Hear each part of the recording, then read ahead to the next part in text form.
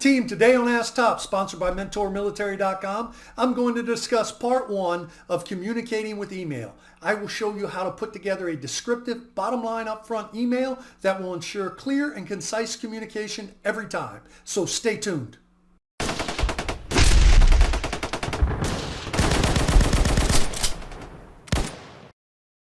Welcome, I'm Command Sergeant Major Retired Mark Garrett, and I'm your host for today's class, part one of communicating with electronic mail or text. So let's jump right in. Email and text messaging are one of the easiest ways a person can find themselves in trouble. Emails and text messaging take away two forms of communication, visual and nonverbal communication skills. As such, email and texting leave a lot open for interpretation. Keep in mind, when you send an email, you need to check your attitude and tone to ensure it's professional, factual, and clearly identifies the purpose of the email. What is your intent? Are you looking for a response? Are you simply passing along information to ensure a person is up to date? Next, you need to think about the person you are sending the email or text to. What is your relationship with them? How do you get along with them? How do they communicate? What type of mood are they in? You see, since visual, oral, and nonverbal communication are not part of email or texting, it's too easy to misunderstand intent, attitude, or tone of your written communication. Let's say you're sending an email to someone you don't know or someone that prefers a greeting or small talk before jumping into an email conversation. You might want to open your email with a cordial greeting and then get into the reason for the email. If you know the individual well and their personality, it may be fine to jump right into the reason for the email or text. The key is to know the personality, attitude, and tone of the individual you are communicating with. Next, you want your message to be clear and concise. The first thing I do is make sure the subject of the email is very descriptive so the person receiving the email knows exactly what it's about. It tells them if they need to open it immediately, and it allows them to search easily for the email in the future if they need to do so. So let's take a look at this sample email I've put together. So, you notice how the subject line says purchase of white copy paper, XXX brand, best value at $25.20 a case. And it says, this is a very descriptive subject line. Next, I like to start with what I call the bottom line up front, or the bluff. This immediately provides the reader with why you are contacting them. Next, I provide possible courses of action, if required, and finish this section up with my recommendations. So, notice here in blue I have bluff. Per your request, I researched the most affordable copyright paper in our local area in case quantities. XXX was the best price at $25.20 per case, followed by YYY at $26.45 and AAA at $27.35.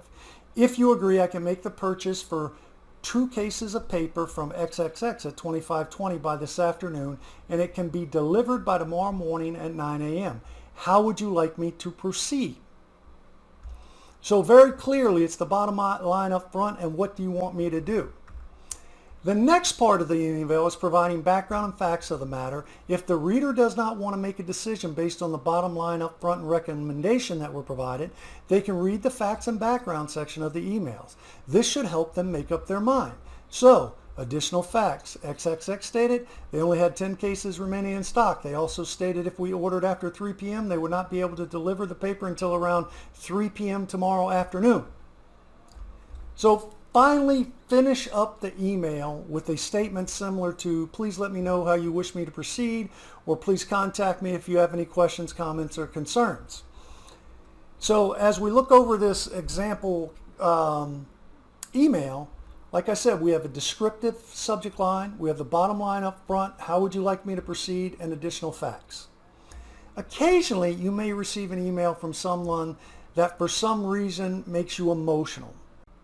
Team, if you're getting value out of today's message, please subscribe to the channel and click on the bell to make sure you are notified every time we release new information. Thanks for watching Ask Top and subscribing to Mentor Military. Do not respond when emotional. Take a few minutes to think about your response. The key is you need to respond in a calm, factual, unemotional manner. Being emotional usually does not end well for anyone. Keep in mind, email is forever. Even if you delete it, the receiver still has a copy, the server retains a copy for years, and your emails are discoverable for investigations and court, so be careful what you write. One of the most important requirements of communicating via email or text is to ensure your message is clear and concise in nature. The key is to only provide information required to make a decision or properly inform the recipient. Do not overload them with unnecessary information. It may confuse them and they may lose the purpose of your communication. As military professionals, you need the best self-development and leadership tools on the market. So stop by mentormilitary.com. They have everything you can possibly imagine when it comes to professional development, including products and software that help you quickly develop professional and individualized counseling statements, evaluation reports, awards, standard operating procedures, classes, and they even specialize in military gifts. Enter YT, that's Yankee Tango 10, at checkout and get 10% off your order. So let's look at a summary real quick. Do not respond emotionally to written communication. Become factual, clear, concise, unemotional when responding. Have a descriptive subject line.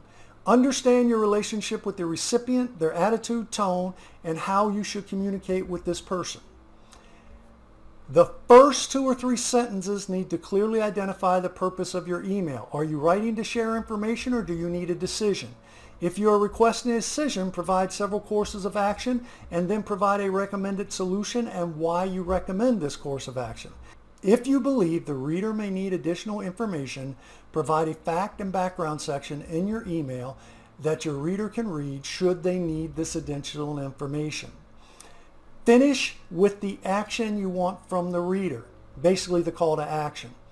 Always reread your messages to ensure it is factual, unemotional, concise, and clearly articulates what actions you want from the reader. Finally, check for spelling and grammar. I trust you found this information useful, and I look forward to seeing you in another class. Until next time, stay safe and stay healthy.